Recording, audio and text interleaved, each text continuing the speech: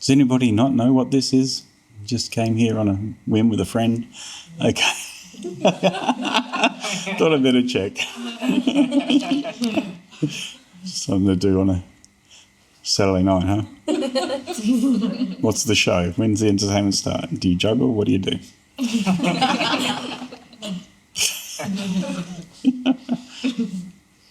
Okay.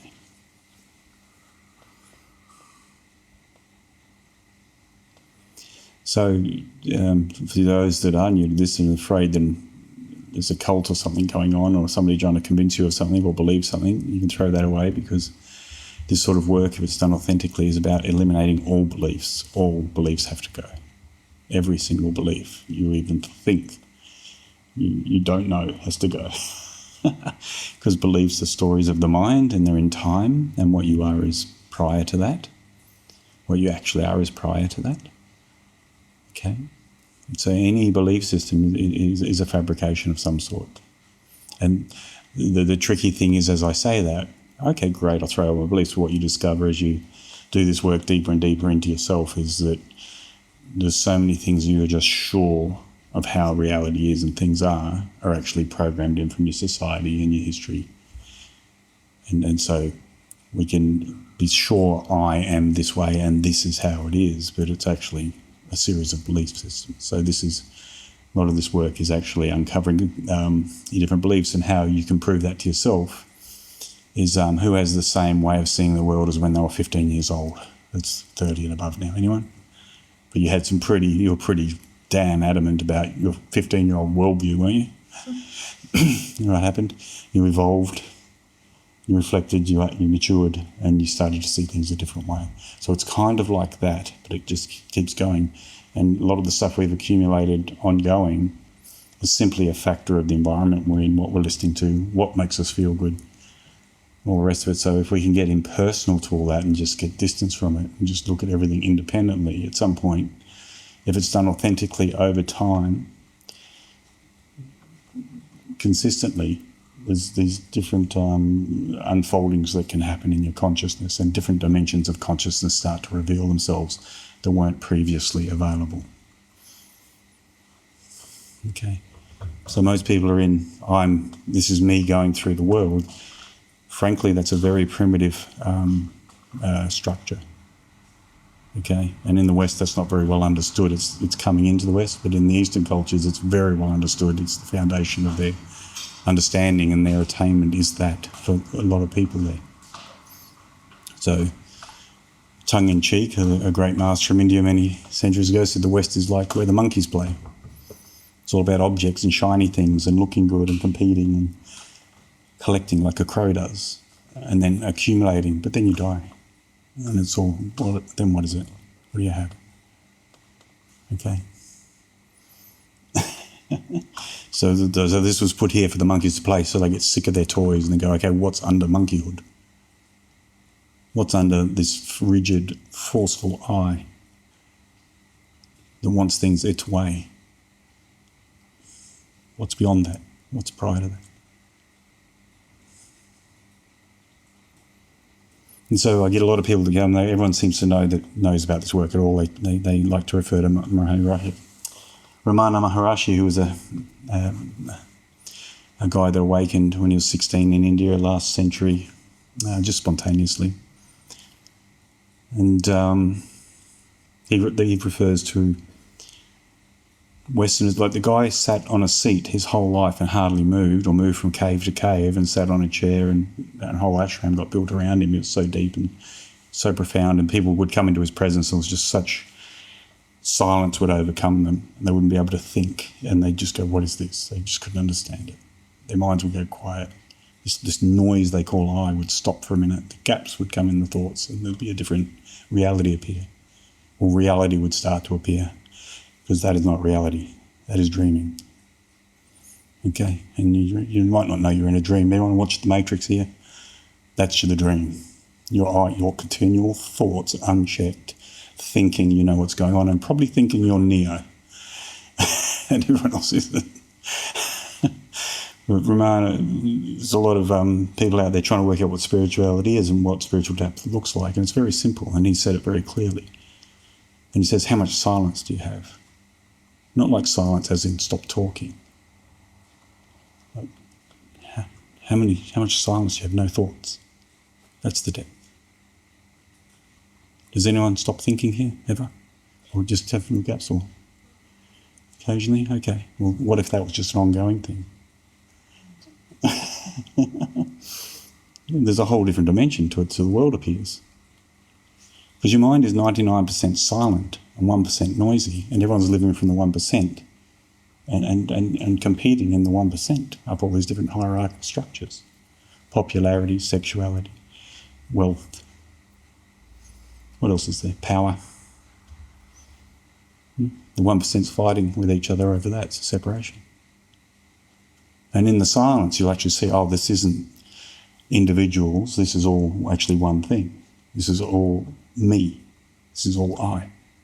The I is everything, not this. So that's a different dimension of consciousness, is it not? Just quietening the mind is a different dimension of consciousness. If it's never happened before, it'll be a bit of a shock. Maybe you get it when you watch a TV, but it's sort of a hazed out version. This is a crisp, alive version.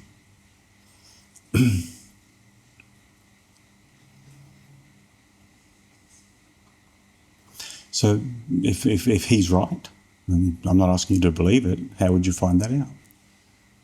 Well, you would practice to work out how to quiet your mind and see if anything changes when you go silent. And actually get better and better at it and have that extend longer and longer and see if it's true or not. And then if you find it to be true, then he was telling the truth. If you don't find it to be true, then okay, he's full of shit, move on. All right? Pretty simple. But is anyone checking that and testing that?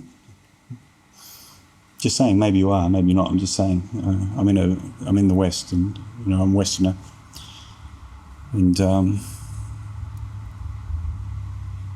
we're just mentioning. You should watch one of my videos where I'm talking about when I came back from Taiwan one time, where it's a soft, gentle culture. Buddhism's strong, Taoism's strong, meditation is respected. The most respected beings are the quietest. The quieter you are, the more respect you have, the more honoured you are. I got back onto the plane in Australia and I just felt like I was walking through a thorn patch of just arrogance and aggression. And I was, I'm going home, okay. It's like there's a flight back the other way. And people don't even realise that they're living in it, and they just get normalised into it. And they think this work's the work of idiots. And we do that occasionally, a salute for the idiots, because I'll wear that badge any day than be a monkey. Right? This higher consciousness is the only goal here. It's the only thing to be doing here.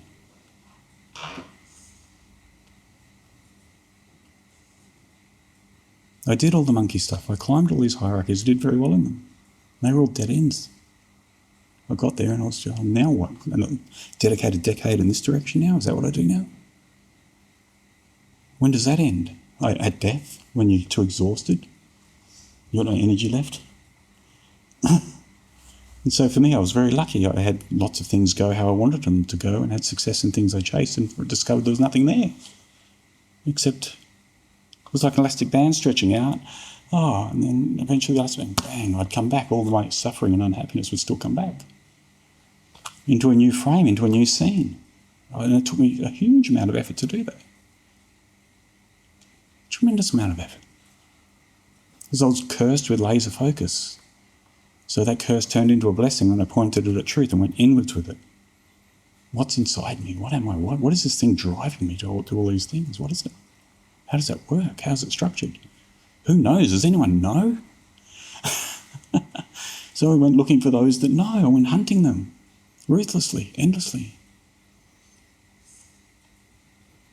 And I couldn't tell anyone about it because I'm in monkey land. I had to do it secretly, pretend I was doing the game. It's just changed a bit now. It's a bit easier now. But back then even yoga was a weird thing to do.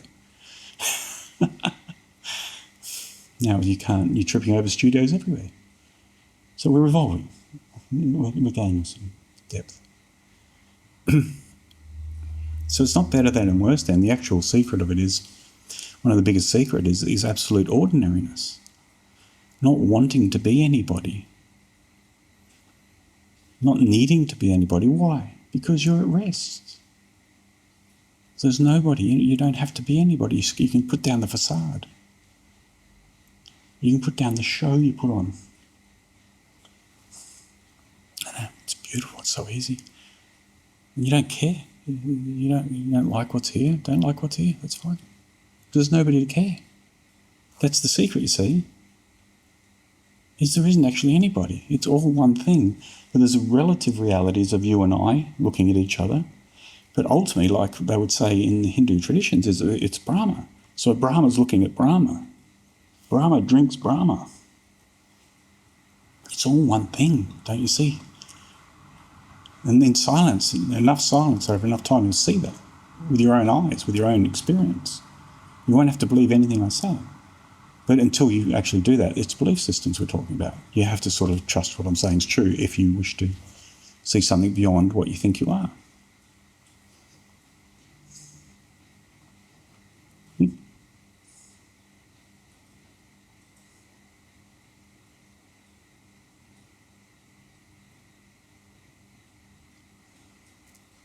So silence is the measure, not what you know. You can read every book and remember every word of Sanskrit and all these different languages. It doesn't mean anything. Are you silent? I'm speaking to you from silence. This is silence speaking. I'm not thinking. I don't know if you can understand that. If you've never had that experience or been around it, you wouldn't understand it. You won't even probably believe it. That's what happens. At some point, silence is the way. And you'll only engage the brain, just like I'm trying to work out what my pay is. So, get the calculator out. Okay, great. You put it down again. That's what it's like. You use it as a calculator to navigate what you need to work. But anything you know how to do already is done silently. You don't need to know anything. You already know how to do it. My dog knows how to get from the car into here and back and find food and which tree to go sniff. She does it silently. She doesn't think.